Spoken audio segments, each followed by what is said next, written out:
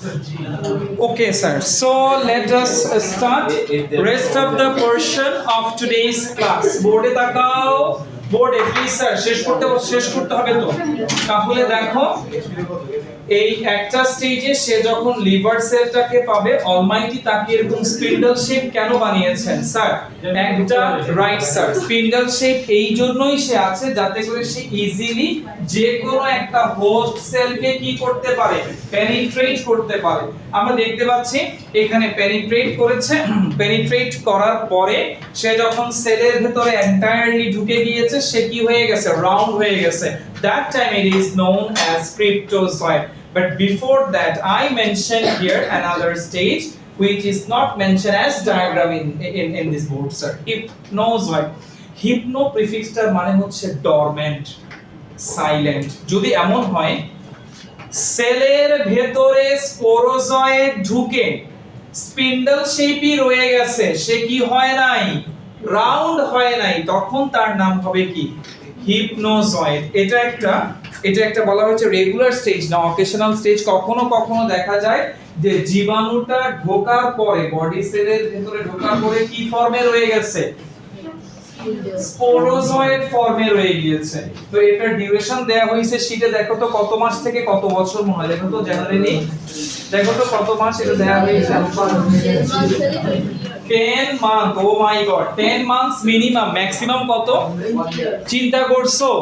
20 বছর ধরে রেকর্ড করা আছে যে 20 বছর ধরে সে সেলের ভিতরে ঢোকার পরে কি অবস্থায় আছে, স্পোরোজয়েড ফর্ম। 20 বছর পরে সে গিয়ে কি হইছে, ক্রিপ্টোজয়েড হইছে।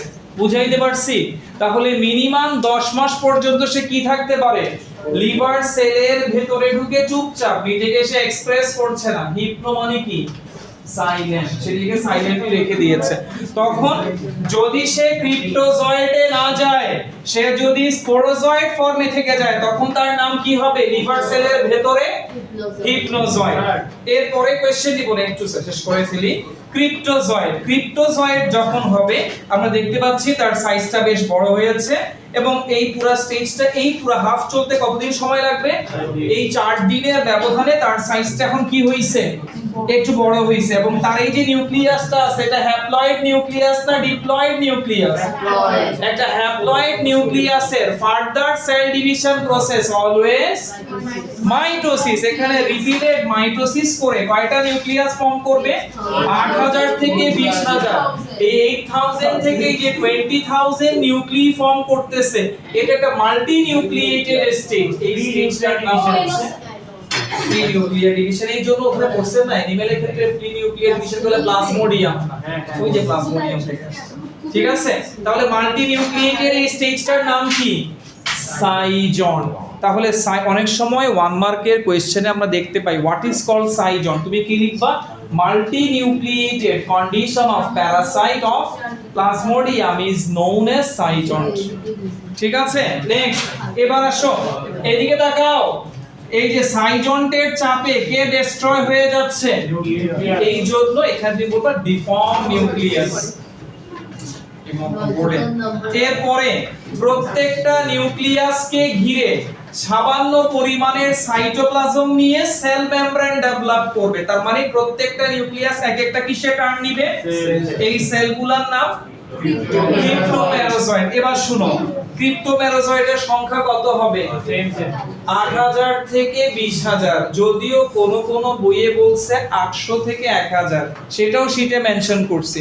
বাট আমার কাছে মনে হচ্ছে যেহেতু এখন গাজী আজমল স্যারের বই বলেন, আবুল হাসান স্যারের বই বলেন, সব জায়গায় কিন্তু 8000 থেকে যেহেতু 20000 আছে, we will follow that 8000 to 20000, we will follow this range. Well, এবার আর এখানে থাকবে না, এবার প্রথমে নিজের মেমব্রেনটা রাপচার করবে, তারপরে হেপাটোসাইটের মেমব্রেনটা রাপচার করে তারা লিবারেট হবে। কোথায় লিবারেট হবে, লিভারের ভেতরে। লিভারের ভেতরে এদিকে তাকাও, এটা একটা লিভার সেল, এটা একটা লিভার সেল, এটা একটা লিভার সেল। লিভার সেলের মাঝে এই যে ফাঁকা জায়গা থাকে, এই ফাঁকা জায়গাকে বলে sinusoid. The vacant space among the liver cell is known as what? Sinusoid. এই সাইনুসয়েডে গিয়ে শেল্টার নিবে, আশ্রয় নিবে। কে আশ্রয় নিবে? ক্রিপ্টোমেরোজয়েড গুলা আশ্রয় নেয়ার পরে প্রত্যেকটা ক্রিপ্টোমেরোজয়েড এক একটা নতুন লিভার সেলকে অ্যাটাক করবে। So this was very first time attack. First time attack কে বলে pre erythrocytic schizogony. Pre erythrocytic সাইজোগনির রেজাল্টেন্ট কয়টা সেল? 8000 থেকে 20000 সেল। এই 8000 থেকে 20000 সেল নতুন করে কাকে অ্যাটাক করবে? 8000 থেকে 20000 লিভার সেলকে অ্যাটাক করবে, and that is called second time attack, and second time attack belongs to তাহলে প্রি এরিথ্রোসাইটিক সাইটোগনি হচ্ছে একটা লিভার সেল সম্পর্কিত, আর সেকেন্ড যেটা সেটা হচ্ছে minimum 8000 maximum 20000 liver cell related. ঠিক আছে স্যার, তাহলে আপাতত এই পর্যন্ত থাকলো। নেক্সট ক্লাসে আমরা এরপর থেকে জানবো, বা মানডেতে রেগুলার ক্লাস হবে। তাহলে তো আমরা বলতে পারবো যে প্রি-এরিথ্রোসাইটিক সাইটোগনিতে স্পোরোজয়েড অ্যাটাক করে লিভার সেলকে, আর এক্সোগাতে হচ্ছে cryptomerozoite. Thank you very much. All the best.